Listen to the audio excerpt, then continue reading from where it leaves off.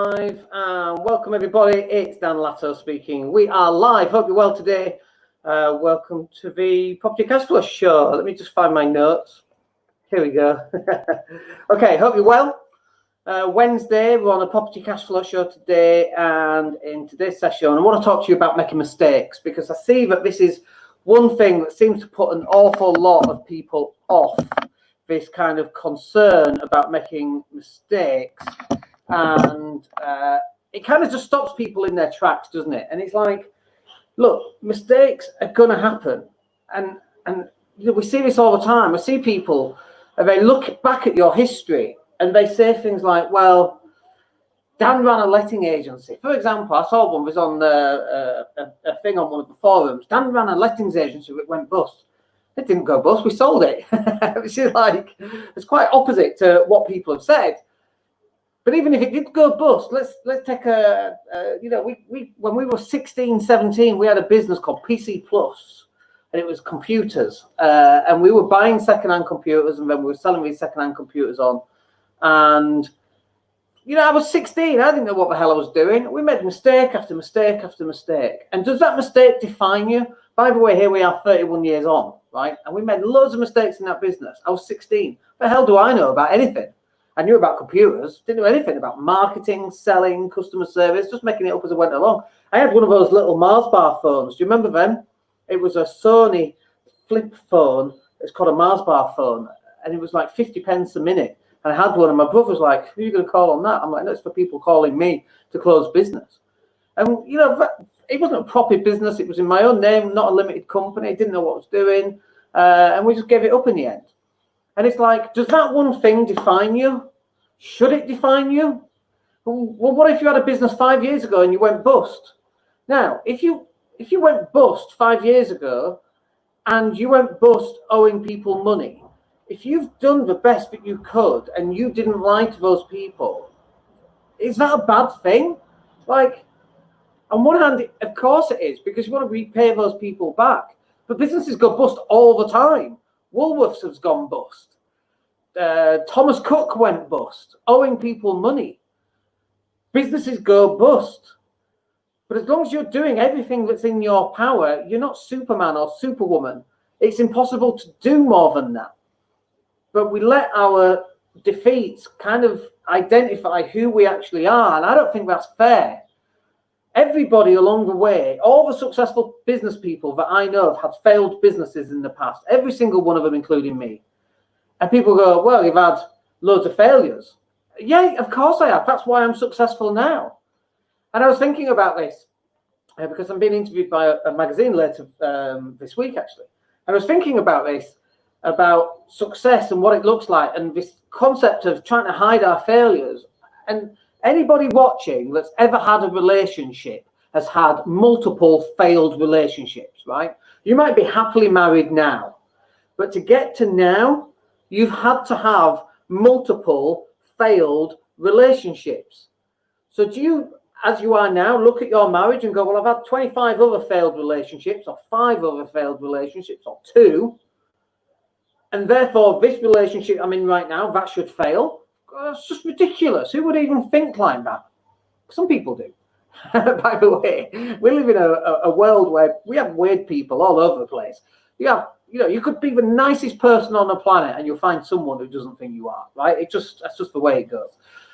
It's just a weird world. And it's always been like that. It's just now with advent of social media, we see it a lot more because we have keyboard warriors. But you're going to make mistakes. You're going to make failures. And the idea is that you learn from the mistakes, and that next time you know the right decision, because you've learned the decision-making ability from all the mistakes from the past. And if you've made a lot of mistakes and people look at your past and they try and hide it, or not, they don't hide it, they try and magnify it. Well, look, you had this and you failed, therefore you are a failure. That's their decision on you, not your decision on you. And your decision on you needs to be one that you say, do you know what? I made some mistakes in my past. I've learned from those mistakes, and now I can head forward. Like when a prisoner is released from prison, we say he has, or she has, but it's mostly men, right? He's paid his debt to society, and now he's on a straight and narrow, right? And that's what we say. We say it in a positive way. For burglars, well, they've gone to prison, they've realised the mistakes that they've made, now they're trying to do the right thing, and society doesn't give them a chance. Like, by the way, and I'm just saying, I'm like, I don't want to hire someone who's been to prison. You know, a leopard doesn't change its stripes, whichever one it is. And I get all that. But at some point, you've got to recognize that the mistakes that you've made in the past does not define who you are today. It's helped make you who you are today. It's probably helped you be a better person as to who you are today, but it doesn't define who you are today. It just makes you who you are today. And that's like saying the same thing, Dan, surely. And it's not.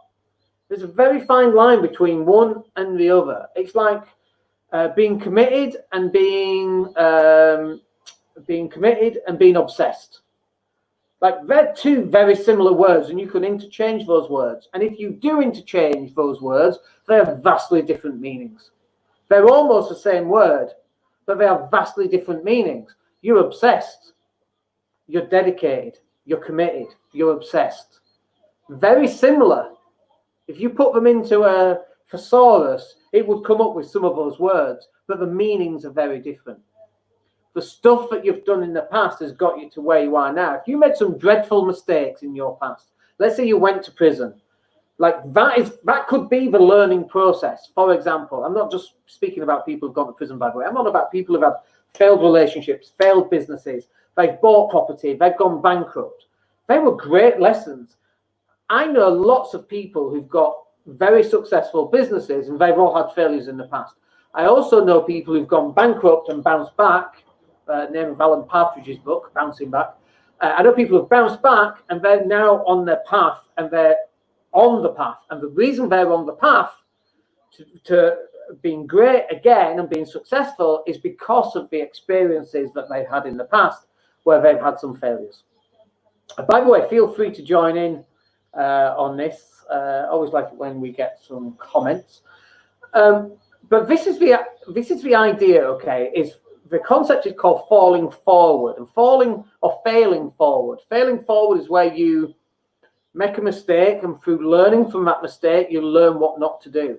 And if you do that enough times, you'll end up with a successful business. I'm going to use Edison as an example, which is a bullshit example, by the way, because Edison stole the technology from Tesla, but let's just deal with that separately.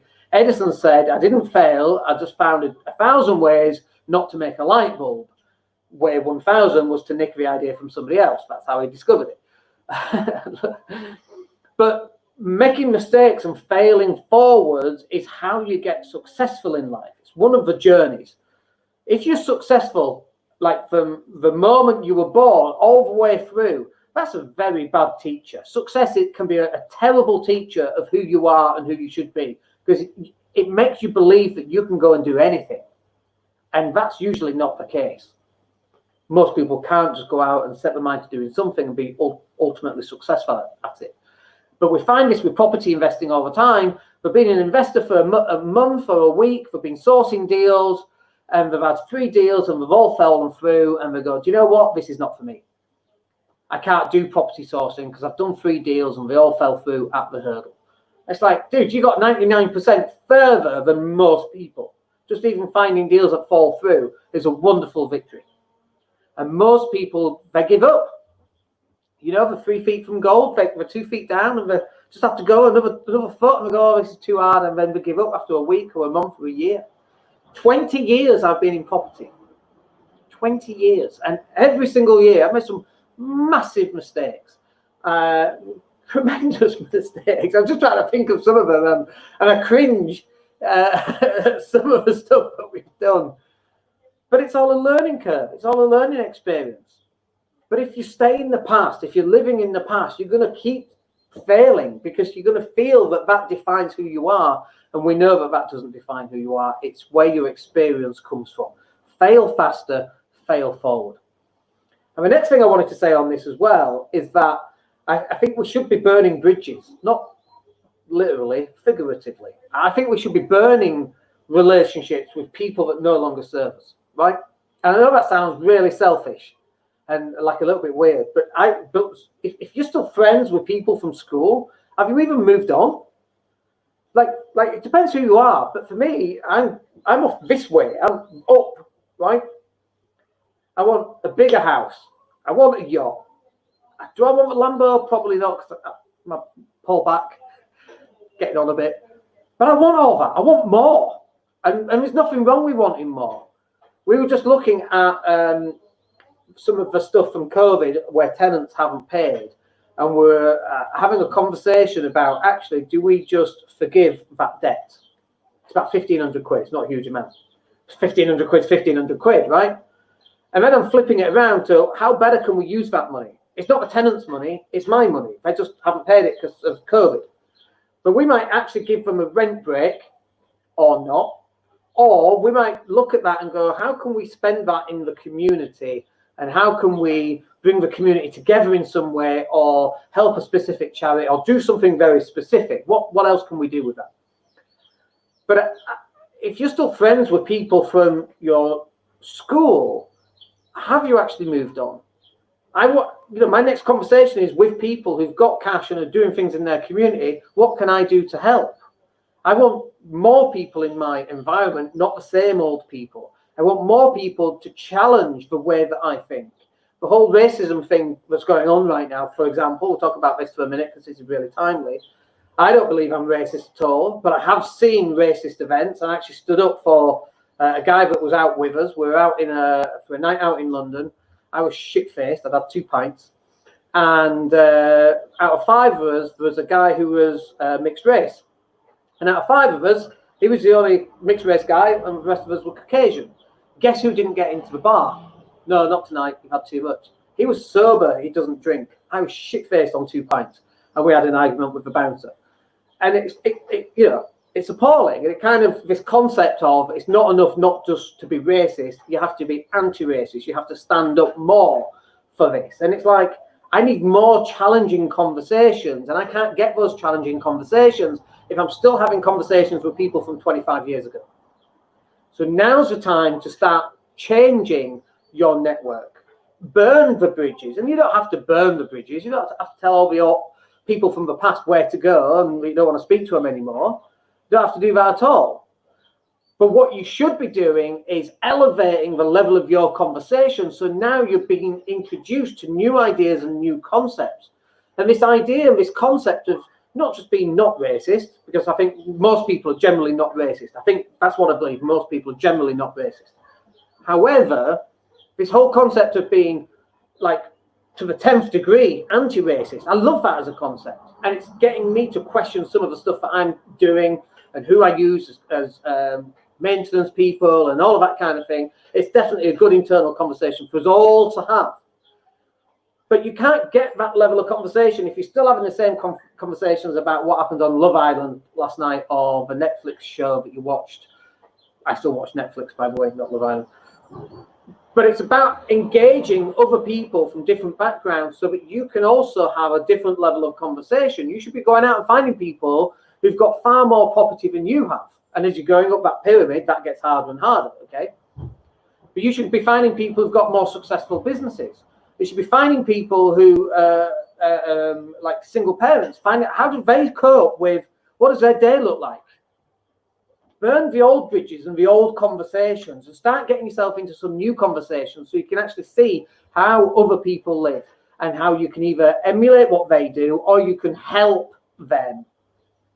This is about you not just failing forward, but about you learning all this different stuff. So when we take on a client, like a coaching client of some kind, they come up with a problem and then we have an answer for it. And they're like, how the hell do you know about that? Like some random thing. How do you know about that? And it's like some specific technical thing. And it's like, we just had lots of these conversations, exactly the conversations that we've just been talking about with lots of different people. Because I don't believe in having the same conversation year after year after year with the same people I used to hang out with. I want new, fresh conversations and new, fresh perspectives on how life really works. Because then I can take little bits from each one, integrate it into me as a human being, and implement that into what I do as a business person, as a dad, as a husband, as a friend, as a family member. as an employer of people, and it opens up the conversation to start going out there and having wider conversations. And you might be going, well, what's this got to do with failing? It's about failing forward, but while you're failing forward, learning from other people that have also failed so you can shortcut. Then you don't end up making the same mistakes that they've made. And then the other final thing I want to say on this is you've got to stop listening. Like, I know it's weird. I've just been on about listening to other people, but this is the plan. You get all the stuff from all these different people, okay? And then at some point, you've got to stop listening and you formulate how you want to act, who you want to be, how you want to perform, what do you want your business to do. So in my property business, we're looking at, as we mentioned, all those people that can't afford to pay their rent. Do we cancel that? Or actually, do we put that into some kind of fund? I can't think of the word, but like a fund that's available for certain things that we might want to do. Might be sponsor the local, underprivileged football team, for example, or it might be to pay, if it's 1,500 quid, for example, and you're paying someone £10 an hour, that's 150 hours to go paint something.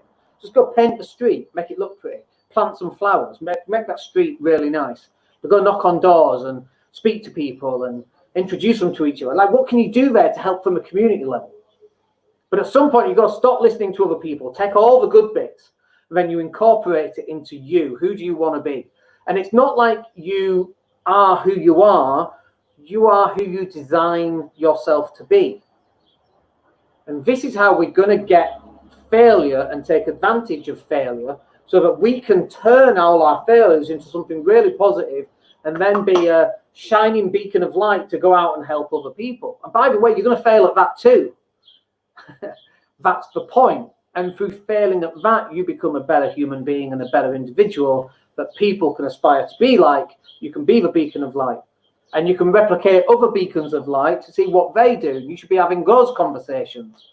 And they'll be like, because they want to help more people. The way that beacon of light helps more people is to help more beacons of light for more people. It's kind of a whole chain that goes on. So we covered quite a lot of stuff there. Unusual stuff for us to cover on a property cash flow show today. But I just wanted to get a different perspective because I see people trying to get into property and they go at it for 6 months, okay? And then they kind of give up because they've not got the first deal. By the way, our first deal, one of our clients got his first deal in like a week, just so you know where that is. They got a deal in like a week and sold it as well. And they found it on Rightmove, by the way. So for all those people who go, you can't find deals on Rightmove, hello, he did it in a week and he sold it for $3,000. So he agreed to deal in a week. Took 2 months for the sale to go through. So you can do this, but you've got to look at your failures, and every time you fail, double the effort. I mean, imagine that. Imagine if every time you failed at something, you knuckled down and you doubled the effort. You get yourself to a stage where you have no option but to succeed because you failed at everything else and you've doubled it. Like, you have no option than to succeed. Most people give up way before they even get anywhere near there. All right, coming up on 20 minutes. Hope that's useful for you today. We'll speak to you on Friday, Mindset and Hustle Show. Hope you have a good week. I will speak to you on Friday. My name's Dan Latto. Take care.